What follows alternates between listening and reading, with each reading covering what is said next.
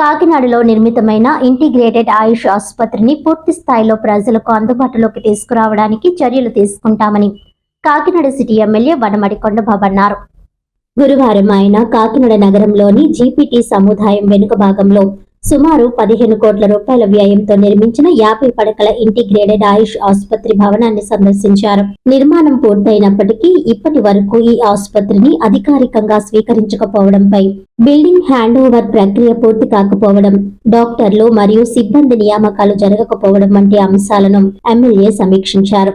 ఈ సందర్భంగా ఎమ్మెల్యే వనమడి కొండబాబు మాట్లాడుతూ, భవనం నిర్మాణం పూర్తయిన నేపథ్యంలో అవసరమైన వైద్య పరికరాలు, డాక్టర్లు, సిబ్బంది నియామకాలను పూర్తి చేసి త్వరలోనే ఆయుష్ ఆసుపత్రిని ప్రజలకు అందుబాటులోకి తీసుకురావడం జరుగుతుందని స్పష్టం చేశారు.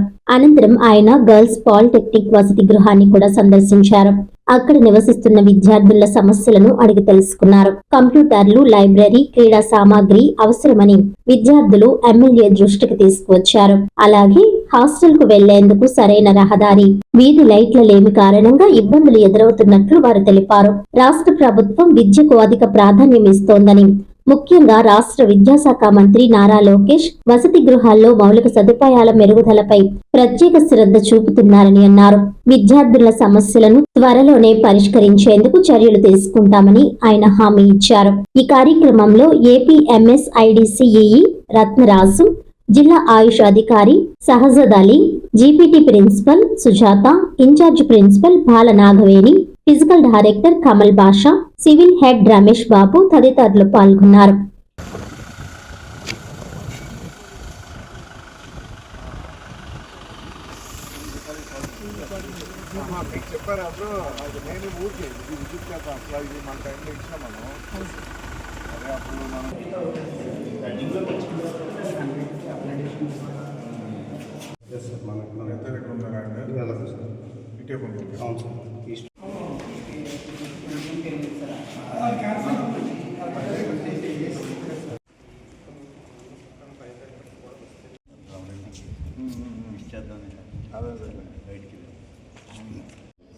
పక్కన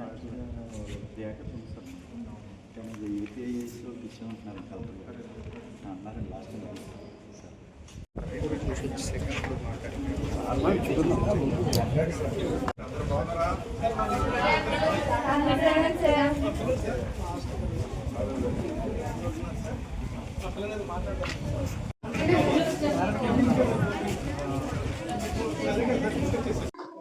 ఈరోజు మన కాకినాడ నగరంలో గతంలో 2014-19 ప్రభుత్వం ఉన్నప్పుడు ఆ రోజున ఇక్కడ ఆయుష్ హాస్పిటల్ కట్టాలని చెప్పేసి ఆ రోజు ఇక్కడ వాళ్ళందరూ రిక్వెస్ట్ చేస్తే ప్రభుత్వం దృష్టిలో పెట్టి మనం బిల్డింగ్ శాంక్షన్ తెచ్చుకున్నాం. 15 కోట్ల రూపాయలతో బ్రహ్మాండంగా బిల్డింగ్ కట్టాం. గత ప్రభుత్వం మళ్ళీ మన ప్రభుత్వం మారింది. గత 5 సంవత్సరాలు గత ప్రభుత్వం పూర్తి చేయలేకపోయింది. ఇప్పటి వరకు బిల్డింగ్ పూర్తి అవ్వలేదు. అది ఎట్లా ఉంది ఏంటన్నది ఒకసారి చూద్దామని ఈరోజు రావడం జరిగింది ఇక్కడికి. అదే బిల్డింగ్ కన్స్ట్రక్షన్ అయింది, అదంతా పూర్తి చేసి అక్కడ రిక్వైర్మెంట్ డాక్టర్స్, స్టాఫ్ అందరు కూడా ఇక్కడ మళ్ళీ అవకాశం కల్పించాలి. బిల్డింగ్ కట్టడం కావాల్సిన డాక్టర్స్ ఉండాలి, స్టాఫ్ ఉండాలి.